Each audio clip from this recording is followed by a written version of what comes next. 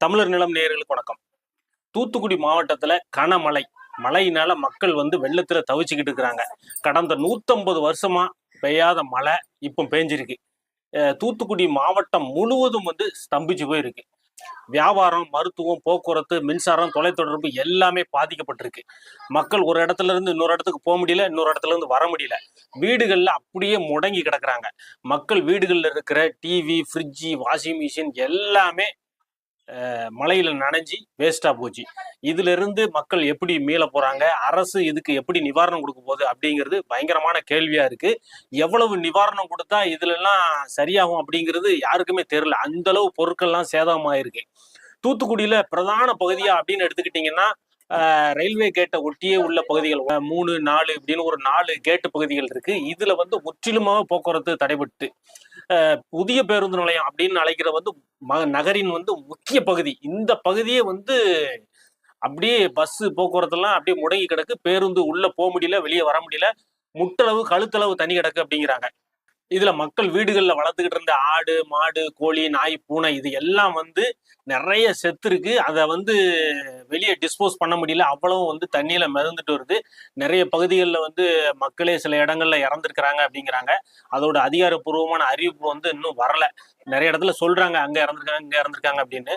வீடுகளை விட்டு மக்கள் அவங்களோட உறவினர் வீடு, மேடான பகுதி, கல்யாண மண்டபம், கோயில்கள் இந்த இடத்துல நிறைய இடத்துல தஞ்சம் அடைஞ்சிட்டாங்க.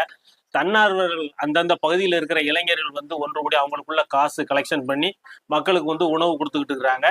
அந்த உணவே பார்த்தீங்கன்னா பெரிய பெரிய ட்ரம், பேரல் இந்த மாதிரி மிதவைகளை வச்சு மக்கள்கிட்ட வீடுகளில் கொண்டு போய் சேர்த்துக்கிட்டு இருக்கிறாங்க. இதெல்லாம் போதுமானதா இல்லை. அரசியல்வாதிகள், அதிகாரிகள் எல்லாமே ஒரு குறிப்பிட்ட பகுதிகள் வரைக்கும் தான் போக்குவரத்து வர முடியுது, காரெல்லாம் அதான் வர முடியுது. அந்த பகுதிகளில் மக்கள் அதிக அளவுல கூடி நிற்கிறாங்க. எப்படா நிவாரணம் கொடுக்குறாங்க? பால், தண்ணி, உணவு இதெல்லாம் இல்லாம நல்ல வசதியானவங்க கூட ரோட்ல நின்று பைய வச்சுக்கிட்டு கையேந்திர நிலைமைக்கு ஆளாயிருக்கிறாங்க. இதெல்லாம் அந்த பகுதிகளை தாண்டி வர முடியல. அந்த இடத்துல மக்கள் பயங்கர கூட்டமா இருக்கு. தண்ணி பாத்தீங்கன்னா கடலை நோக்கி பயங்கரமா போய்கிட்டு இருக்கு. முக்கிய மழைநீர் வடிகாலும் உபரி நீர், கழிவுநீர் வடிகாலும் ஒரே இதுலதான் இருக்கு. அது அந்த பாதை முழுவதும் நிறைஞ்சி அதுல ஓவர் ஃப்ளோ ஆகி போய்கிட்டு இருக்கு. கடலை நோக்கி போய்கிட்டு இருக்கு. எவ்வளவுதான் தண்ணி போய்கிட்டு இருந்தாலும் இன்னும் அந்த பகுதிகள்லாம் வடியாம இருக்கு. இதுல இந்த ஆடு, மாடு, கோழி இதெல்லாம் செத்து மிதக்கிறதுனால தொற்று நோய் பரவுற அபாயங்களும் இருக்கு. இதுல இருந்து எப்படி இவங்க ரிலீஃப் பண்ண போறாங்கன்னு தெரியல. ட்ரெயின்லாம் ஒரு நாள் ஓடாம நிப்பாட்டிட்டாங்க. ரயில்வே நிர்வாகம் மக்களுக்கு அந்த ட்ரெயினை ஒரு ட்ரெயினை அப்படியே நிப்பாட்டி வச்சிருக்கிறாங்க நாலாங்கேட்டு பகுதியில். அதுல மக்கள் தங்கிக்கலாம், மின்சாரத்தை பயன்படுத்திக்கலாம், செல்லு இதுக்கெல்லாம் சார்ஜ் போட்டுக்கலாம் அப்படின்னு ரயில்வே நிர்வாகமே ஒரு ட்ரெயின் ஃபுல் கம்பார்ட்மெண்ட்டை கொடுத்துக்கிறாங்க. மக்கள் அதில் தங்கி இருக்கிறாங்க, அதில் பயன்படுத்திக்கிட்டு இருக்காங்க. பிளாட்ஃபார்மில் ரயில்வே பிளாட்ஃபார்மில் மக்கள் ஃபுல்லாக ஆக்கிரமிப்பு பண்ணி இருக்கிறாங்க. அதுக்கப்புறம் அந்த பெருமழைக்கு அப்புறம் அதிகப்படியான மழை இல்லை. அதுதான் இதுல ஒரு மிகப்பெரிய சந்தோஷமே. அதான் இது உண்மையிலே பேரிடர். இந்த பேரிடர் சமயங்கள்ல அரசையோ அதிகாரிகளையோ நம்ம குறை சொல்லி முடியாது. அவங்களால முடிந்த அளவு எல்லாம் செஞ்சுக்கிட்டு இருக்கிறாங்க. காவல்துறையில சிறிய அதிகாரிகள் இருந்து பெரிய அதிகாரி வரைக்கும் தூத்துக்குடி மாநகரம் 24 மணி நேரமும் அரசு அதிகாரிகளும் போலீஸ் அதிகாரிகளும் ரவுண்ட்ஸ்ல வந்துகிட்டே இருக்கிறாங்க. ஆம்புலன்ஸ்லாம் சுற்றி சுற்றி போய்கிட்டே இருக்கு. அரசு அதிகாரிகள்லாம் கவனமா வேலை பார்த்துக்கிட்டு இருக்கிறாங்க. இழப்பை தவிர்ப்பதற்கு எந்த அளவு முடியுமோ அந்த அளவு வேலை செஞ்சுக்கிட்டு இருக்கிறாங்க.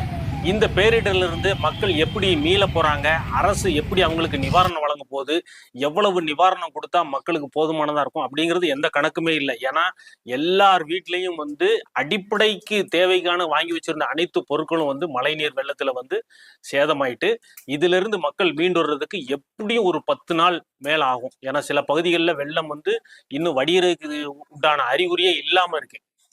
மற்ற பகுதிகளில் போதிய அளவு வடிஞ்சுக்கிட்டே வந்துகிட்டு இருக்கு. சில பகுதிகளில் மின்சாரத்தை இப்ப கொடுத்துருக்குறாங்க. சில பகுதிகளில் மின்சாரம் கொடுக்க முடியாத நிலை இருக்கு. அந்த பகுதிகளில் எப்போ மின்சாரம் வரும்னு எப்போ கொடுக்கலாம் அப்படிங்கிறது அவங்களுக்கே தெரியல. ஏன்னா மழை நீர்ல மின்சாரம் பாய்ந்து எந்த விதமான சேதம் ஏற்பட்டுறக்கூடாது அப்படிங்கிறதுல அரசும் அதிகாரிகளும் கவனமா இருந்துகிட்டு இருக்கிறாங்க. இந்த பாதிப்புல இருந்து மக்கள் மீள்றதுக்கு அரசு தன்னால முயன்ற உதவிகளை செஞ்சுக்கிட்டு வருது.